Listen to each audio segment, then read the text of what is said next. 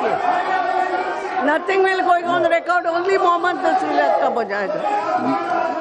मोहतरमा स्पीकर साहिबा, आपने मुझे मॉब लिंचिंग जैसे अहम टॉपिक पर बोलने का मौका दिया, मैं आपका बहुत बहुत शुक्रिया अदा करता हूँ।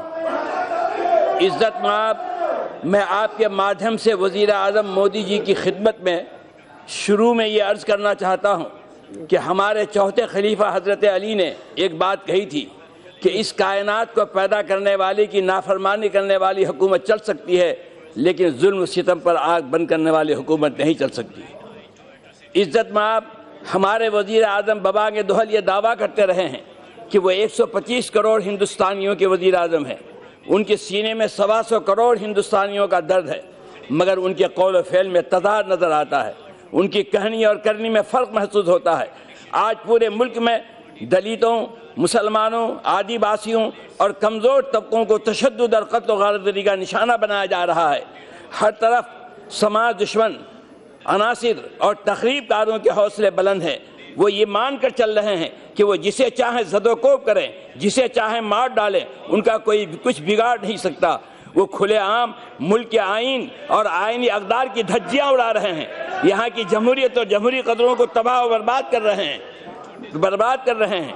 मुश्तइल हुजूम और बेहंगम भीड़ कानून को अपने हाथ में लिए हुए आमादे क़त्ल व गारतगरी है। अखलाक से लेकर जुनैद तक दर्जनों बेकसूरों को खूनी हुजूम के जरिए पीट कर कत्ल किया जा चुका है और ये सिलसिला थमने का नाम नहीं ले रहा है। मुल्क अदम तहम्मुल और सख्त गिरीद की तरफ तेजी से बढ़ता जा रहा है, तासुब गहराता जा रहा है और आईने हिंद की कसम खाने वाली मोदी सरकार मंजर आम से गायब है। वो न सिर्फ खामोश तमाशाई बनी हुई है, बल्कि वो बेबस नजर आ रही है। इज्जत माब, मुल्क भर में जारी बेगुनाहों की मारपीट और खुरेजी पर अपनी साख की खातिर हमारे वज़ीर आज़म कभी कुछ मुबहम और गैर वाज़ेह बयान देकर अपनी आइनी जिम्मेदारी निभा देते हैं, वो भी रस्मी तौर पर, जिसमें नेक नीयती का शदीद फुक़दान नज़र आता है। खुद उनके काबीना के वज़ीर कभी कभी अपने आइनी हलबर्दारी का भी पास न रखते हुए ऐसे इश्तियाल अंगेज़ और गैर जिम्मेदाराना बयानात दे देते हैं जिनसे शरपसंद अनासिर के हौसले मज़ीद बुलंद हो जाते हैं।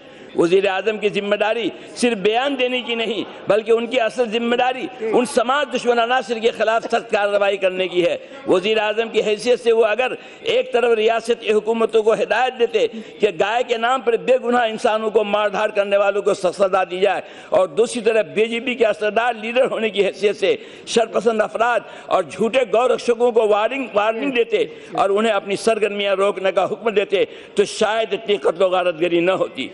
रक्षा के नाम से खूनी हुजूम के जरिए मारपीट और कत्ल के वाक़यात पर मोदी सरकार के अब तक के तर्ज अमल से जाहिर होता है कि वो उन्हें नज़रअंदाज कर रहे हैं, उसे बस लॉ एंड ऑर्डर के एक मसले के तौर पर देख रही है, जबकि हकीकत ये है कि ये वाक़यात उस इंतहा पसंदाना जहनीत का नतीजा है जो न सिर्फ मुल्क की हम आहंगी बल्कि आइनी बरतरी के लिए भी सख्त नुकसान से साबित है। इज़्ज़त माब, मुल्क के मौजूदा हालात में ऐसे लोग जिनके सर पर टोपी है और जिनके चेहरे पर दाढ़ी है कहीं निकलते हुए घबराते हैं।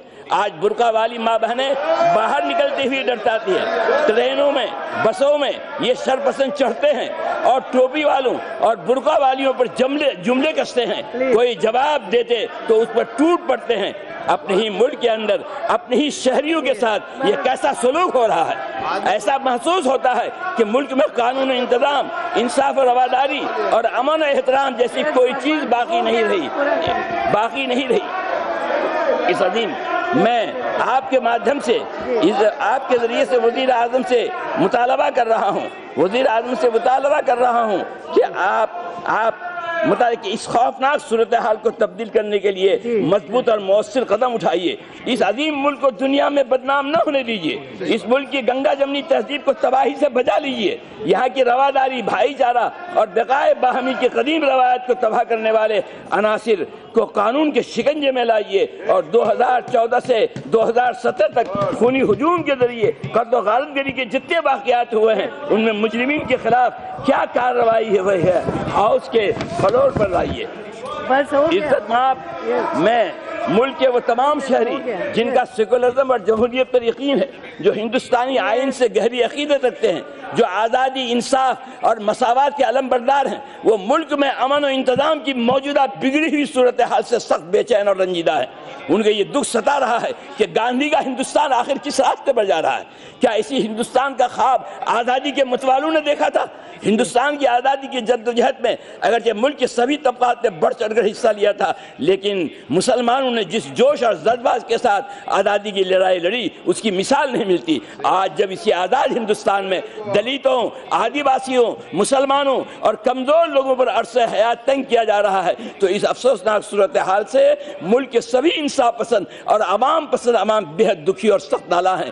بلا شبہ ملک کا ضمیر ابھی زندہ ہے، محبت کو نفرت پر آج بھی غلبہ حاصل ہے، اور یہ بات ڈنکے کی چوٹ کہی جا سکتی ہے کہ گھنی رات ہو نفرتوں کی بھی جتنی، محبت کے جگنو چمکتے رہیں گے۔ بہت بہت شکریہ۔